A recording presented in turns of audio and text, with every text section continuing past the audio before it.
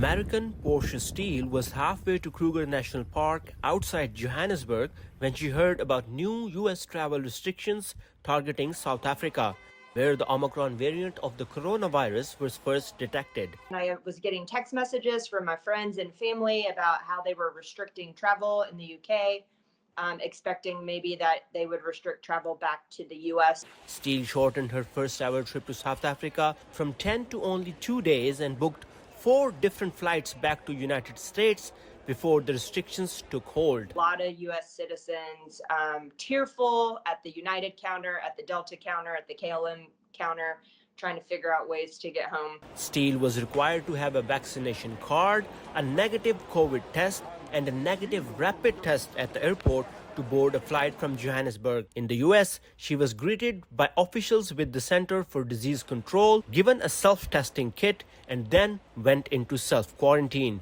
Traveling during the COVID era is knowing that things can change at any given moment, and that people have to be malleable. Yeah, just caution to anybody, just be flexible because you never know what's going to happen if you're abroad. But nearly 2 years into the pandemic, some are questioning if the sudden travel restrictions are effective. I think the travel restrictions really are not helping us at all and are probably counterproductive. Dr. Patrick Jackson is an infectious disease researcher at University of Virginia. He says it's almost certain that world will see more coronavirus variants in areas with low vaccination rates like South Africa. He's calling on countries to focus more on getting people vaccinated than on restricting travel. One of the major failures of our pandemic policy so far has been not giving vaccines to the developing world and ensuring that the global population can get vaccinated.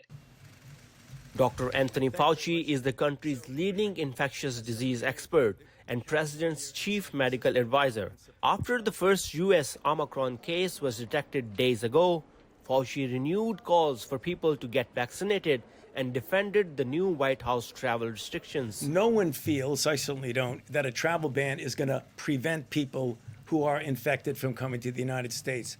But we needed to buy some time to be able to prepare, understand what's going on, what is the nature of this infection, what is the nature of the transmissibility. More than 30 countries have closed their borders and more have imposed stricter measures in response to Omicron. As researchers try to learn more about this latest variant, officials say it's imperative that more people around the world get vaccinated. Saqib Islam, VOA News, Washington.